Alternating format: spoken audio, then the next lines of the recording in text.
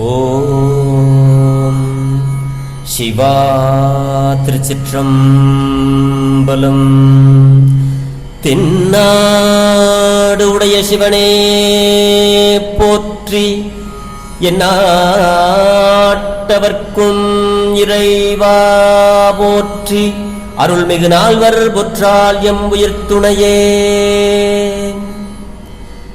திருச்சிற்றம்பலம்.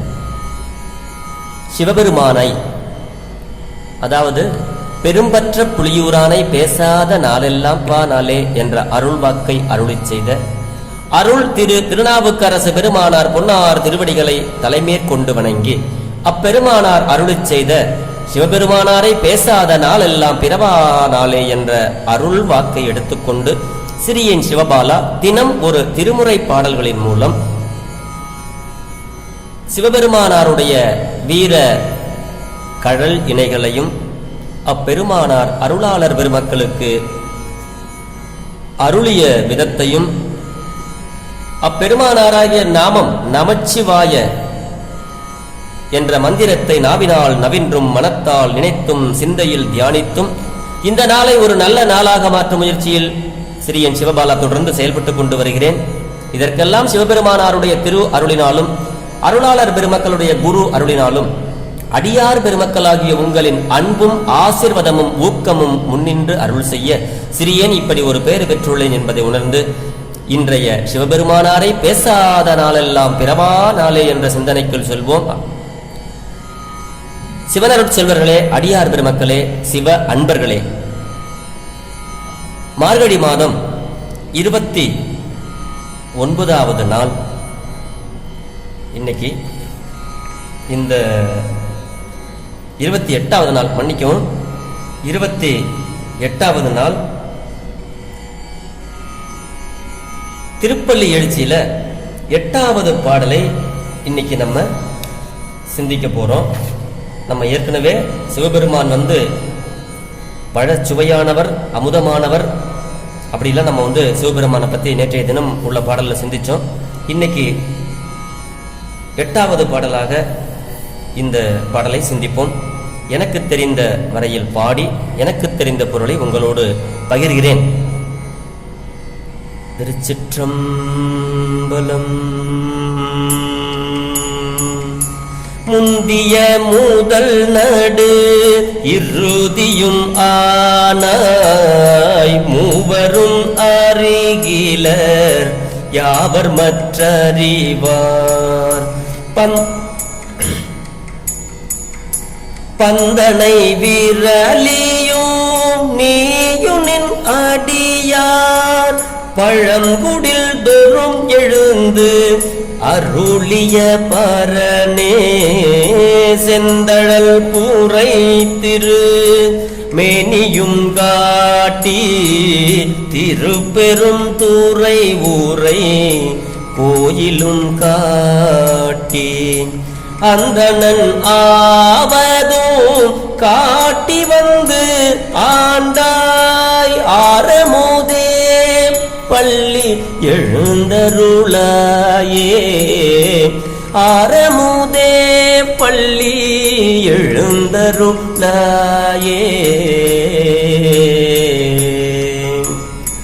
திருச்சிற்றம்பலம். முந்திய முதல் நடு இறுதியும் ஆனாய் அப்படிங்கிறார் சுவாமி. என்ன அப்படின்னா, முந்திய முதலும் நடுவும் முடிவும் ஆனவனே அப்படின்னு சிவபெருமான சொல்றாங்க. மூவரும் அறிகிலர் யாவர் மற்ற அறிவார். பிரம்மனும் திருமாலும் உருத்திரனும் ஆகிய மூவரும் நின்னை அறியும் ஆற்றல் இல்லாதவர்கள். அதனாலதான் மூவரும் அறிகிலர் யாவர் மற்ற அறிவார். அவங்களாலே உங்களை பார்க்க முடியல, வேறு யார் உங்களை அறிய முடியும் சாமி அப்படிங்கிறாரு. பந்தனை விரலையும் அப்படிங்கிறாரு. பந்தனை விரலி அப்படின்னா உமாதேவியுடைய பேரு. பந்தனை நல்லூர் என்ற ஒரு பதியில உமாதேவியினுடைய பேரு பந்தனை விரலி. பந்துகள் அதாவது மலர் பந்துகளை உருட்டி விளையாடும் போது அந்த மலர் பந்துகள் உமாதேவியினுடைய கையில் படுதான். அதுதான் பந்தனை விரலியும் நீயும் நின் அடியார் குடில்கள் தோறும் எழுந்தருளிய பரனேங்கிறாரு. பந்து வந்தனையும் மெல்லிய விரல்களை உடைய உமாதேவியும் தேவரீர் சிவபெருமானும் உன்னுடைய அடியார்கள் நாங்கள் நின்னுடைய அடியார்களுடைய பழைய குடிசைகளாகின்ற உள்ளங்கள் தோறும் எழுந்து அருளியுள்ள பரம்பொருளே. நம்மளுடைய உள்ளத்துல பெருமான் எழுந்து நினைப்பவர் மனம் கோயிலாய் கொண்டவன் அப்படிங்கிறார் இல்லையா? அந்த மாதிரி அடியார்களுடைய உள்ளத்துல எழுந்து அருள் செய்யறாரா நம்ம சிவபெருமான். அதான் அந்த பழங்குடில் தோறும் எழுந்து அருளிய பரனே. செந்தழல் புரை திருமேனியும் காட்டி அப்படின்னா அந்த திருப்பெருந்துறையில பெருமான் வந்து அந்த தன்னுடைய உருவத்தை ஆசாரிய மூர்த்தியாக வந்து ஆட்கொண்ட பொழுது சிவபெருமானாருடைய மேனி அப்படியே செந்தழல் சிவந்த மேனியாக இருந்ததா. அதை தான் சுவாமி சொல்றாங்க மாணிக்கவாசக பெருந்தகையார். திருப்பெருந்துறை உரை கோயிலும் காட்டி, இந்த கோயிலையும் காட்டினாங்க. அதை தான் வந்து சொல்றாரு. அந்தனாவதும் காட்டி வந்து ஆண்டாய் அப்படிங்கிறாரு. அந்தனாக உருகொண்டு வந்து ஆட்கொண்டார். அதனால அந்தனாவதும் காட்டி வந்து ஆண்டாய் ஆரமுதே பள்ளி எழுந்தருளாயே அப்படிங்கிறாரு. திருப்பெரும் இந்த தூக்கத்திலிருந்து எழுந்து எங்களுக்கு அருளுக பெருமானே அப்படிங்கிற மாதிரி இதுல பொருள் வருது. சுருக்கம், பெருமான் வந்து அடியார்களுடைய உள்ளத்தில எழுந்து அருளுவார். ஆனா தேவர்கள் கூட அவரை வந்து போய் அவரை வந்து சென்றடைய முடியாது. ஆனா அவர் நம்மளுடைய உள்ள கோயிலில் வந்து எழுந்தருளுவார்ங்கிறது தான் இந்த பாடலுடைய பொருளாக மாணிக்கவாசக பெருந்தகையார் சொல்றாரு. ஆசிரியையாக நீ எளியாய் திருப்பெருந்துறையே எழுந்தருளி கோயிலாக காட்டி குருமேனி தாங்கி வந்து ஆட்கொண்டாய் பள்ளி எழுந்தருளுக என்று வேண்டியதாம் இந்த பாடல். எல்லாம் தோன்றுவதற்கு வித்து ஆதலின் முதல் என்பார். அதான் முந்திய முதல் நடு இறுதியும் ஆனாய்ங்கிறதுக்கு உலகம் தோன்றுவதற்கு வித்தாக இருந்தவர் சிவபெருமான். அதான் முந்திய முதல் நடு அப்படின்னா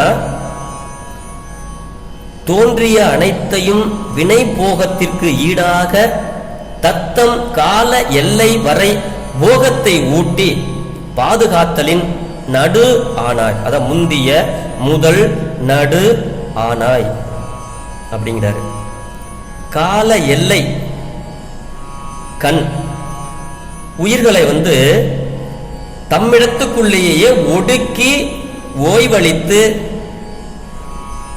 தான் அனைத்திற்கும் அவரே சிவபெருமானாரே அனைத்திற்கும் முடிவா இருத்தலின் இறுதியும் ஆனாய் என்று பொருள். பெருமான் வந்து நம்ம இந்த உலகத்துல உலகமே உருவாவறதுக்கு வித்தாகவும் அப்படி உண்டான பொழுது நம்மளுக்கெல்லாம் போகத்தை வந்து ஊட்டி நாம் வாழுகின்ற நம்மளுடைய கால வினைக்கு ஏற்ற மாதிரி ஒரு நடுவுதல் காத்தும் கடைசியாக நம்மளை எல்லாம் ஒடுக்கி ஓய்வளித்து இந்த உயிர்களை எல்லாம் தம்மிடத்திலே ஒடுக்கி ஓய்வளித்து சிவபெருமானே அனைத்திற்கும் முடிவாயிருத்தலின் அதுதான் இந்த வந்து முதல் வரைக்கும் முந்திய முதல் நடு இறுதியும் ஆனாய் அப்படிங்கிறாரு. மூவரும் அறிகிலர் யாவர் மற்ற அறிவார் அப்படிங்கிறாரு. மூவர்னா அவங்க பிரம்மா, விஷ்ணு, உருத்திரன். இவங்களாலே வந்து உன்னால வந்து உன்னை வந்து அடையதற்கு அவங்களுக்கு தெரியாது. புவனத்தில் படைத்தலாகிய முத்தொழிலை செய்யும் முதல்வர் மூவர், நீ அவர்களுக்கும் முதல் நடு இறுதியா இருப்பதையும் நீ அங்கனம் இருப்பதனாலே அவர்கள் அம்முத்தொழிலை செய்யும் ஆற்றல் பெற்றனர் என்பதையும் அறிய மாட்டாதார். சுவாமி உன்னாலதான் நான் இந்த படைப்பு தொழிலை செய்யறேன், சுவாமி உன்னாலதான் நான் இந்த காத்தல் தொழிலை செய்யறேன், சுவாமி உன்னாலதான் நான் இந்த ஒடுக்குதல் தொழிலை செய்யறேன், அழித்தல் செய்யற சொல்றேன் அப்படின்னு சொல்லுவாங்க. அப்படி அவர்களுக்கு உன்னாலதான் செய்யறேன்னு அவங்களுக்கே வந்து அறிய மாட்டார்களாம். அவர்கள் அறியாத போது அவங்களே தெரியாம வந்து இருக்கும்போது வேறு யார் அறிய முடியும்?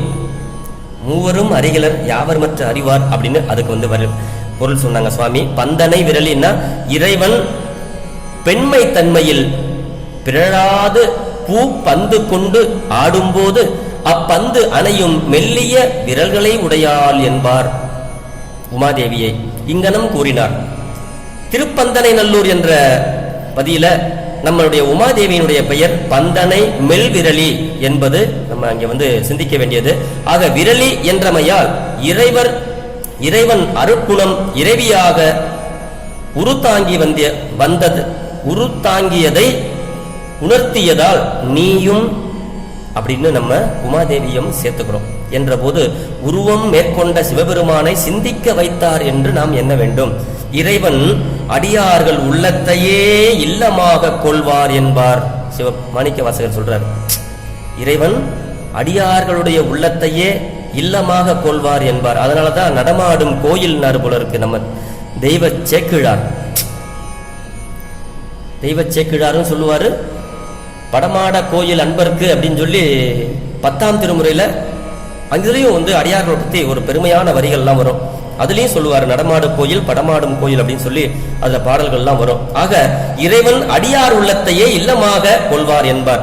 நின் அடியார் பழங்குடில் தோறும் எழுந்து அருளிய பரணே என்றார். பழங்குடில் என்றது அவர்கள் உள்ளத்தை, பழங்குடில்கள் பழைய குடியிருக்கிறது எப்படி இருக்குன்னா கம்பு கயிறு இதெல்லாம் போட்டு கட்டி சிதஞ்சு கட்டு குலைந்து கீத்தெல்லாம் உடைஞ்சு போய் எப்படி ஒரு பழைய குடிசை எப்படி இருக்கும் அந்த மாதிரி அடியாருடைய உள்ளமும் மலக்கட்டு குலைந்து நைந்து இருப்பதை, அதாவது இந்த ஆணவங்கள்லாம் அடியார்கள்கிட்ட இருக்காதான். மலக்கட்டு குலைந்து போச்சுன்னா தான் என்ற தன்முனைப்பு இல்லாம எல்லார்கிட்டையும் அடியாருடைய குணங்கள் 10 குணங்கள் 10 ஈசன் பழ அடியர் அப்படின்னு மாணிக்க வாசகர் முன்னாடியே ஒரு பாடல்ல சொல்லுவார். அந்த மாதிரி இந்த அடியார்களுடைய குணங்கள் மலக்கட்டுகள் எல்லாம் குலைந்து நைந்திருப்பது ஆதலின் அதை சொன்னாராம். அடியார் பழங்குடில் தோறும் எழுந்து அருளிய பரணி. அந்த பழங்குடில் அப்படிங்கிறதுக்கு சுவாமி இதை சொல்றாங்க. இவை வேந்த குடில் போல அன்பு வேந்தது உள்ளம் எனலுமாம். தொறும் என்பது இடைவிடாமை, இல்லம் தோறும் எழுந்தருளிய பரணிங்கிறாங்க இல்லையா. இடைவிடாமல் பொருளின் இறைவன் அடியார்கள் உள்ளந்தோறும் அடியார்களுடைய உள்ளந்தோறும் எழுந்து அருளி இருப்பார் என்பது அவருடைய அளவில்லா ஆற்றலுக்கு இயல்பு. சிவபெருமானுடைய ஆற்றல் அளவில்லாத ஆற்றல். அதுக்குத்தான் அப்படி சொல்றாரு சுவாமி மாணிக்க வாசக பெருந்தகர். தழல் அப்படின்னா தணல். அடிகளாரை ஆட்கொள்ள குருநாதனாக எழுந்தருளிய போது இறைவன் திருமேனி செந்தடல் போல சிவந்திருந்தமையால் செந்தடல் உரை திருமேனியும் காட்டி என்றார் மாணிக்க வாசக பெருந்தகையார். அடியார்கள் உள்ளமாகிய பழம் குடிசையிலும் திருப்பெரும் துறை கோயிலிலும் ஒப்ப வீற்றிருக்கும் பெரும் கருணை குடில்கொள்தோறும் எழுந்தருளிய பரணே மேனியும் காட்டி கோயிலும் காட்டி அந்தனாவதும் காட்டி என்றெல்லாம் கூறி என்னை ஆட்கொண்டா என்பதற்கு அவற்றுக்கு குறிப்பு பெறுகிறது இந்த வரி. இறைவன் ஆசாரிய மூர்த்தியாக எழுந்தருளிய போது அந்தணன் வடிவில் வந்தார். ஆதலின் அந்தனாவதும் காட்டி ஆண்டாய் அப்படின்னு பெருந்தகையார் இங்கே சொல்றாரு. இவை இறைவனது தடக்க நிலை அப்படிங்கிறாரு. அருவுரு என்பதற்கு குறிப்பிடத்து காண்க. பரணே மேனி முதலியவற்றை காட்டினான். சிவபெருமான் மேனி முதலியவற்றை காட்டினான் கண்டேன் அவன் என்னை ஆட்கொண்டான். யாரு? பரணே மேனி முதலியவற்றை காட்டினான் கண்டேன் அவன் என்னை ஆட்கொண்டான் என்று திரோதான தூய்மை ஆதலின் உணர்த்துதல் காண்க. இந்த பாட்டில் சிவபெருமான் நம்முடைய உள்ளங்களாகிய குடிசைகள் எழுந்தருளி நமக்கெல்லாம் அருள் செய்கிறார் என்று இந்த பாடல் பொருள் பெற்றது. ஆக ஆரமுதே பள்ளி எழுந்தருளாயே. ஆரமுதேன்னா சிவபெருமான் அளவில்லாத இன்பத்தை அருளுகின்ற அமுதம் போன்றவர் என்பதற்கு அந்த பொருள். இன்றைய அளவில் இந்த பாடலை சிந்திப்பதற்கு நமக்கு இறையருள் கூட்டி சிந்தித்து விட்டோம். இதில் எந்த பிழை இருந்தாலும் பிழை பொறுக்கும் பெருமானின் அடியார்களாகி நீங்கள் என் பிழையையும் பொறுத்தருள வேண்டும் என்று உங்களது பொன்னார் திருவடிகளை தலைமேற்கொண்டு வணங்கி இன்றைய சிவபெருமானாரை பேசாத நாளெல்லாம் பிறவா நாளே என்ற சிந்தனையை நிறைவு செய்கிறேன். சிவாய நம. திருச்சிற்றம்பலம்.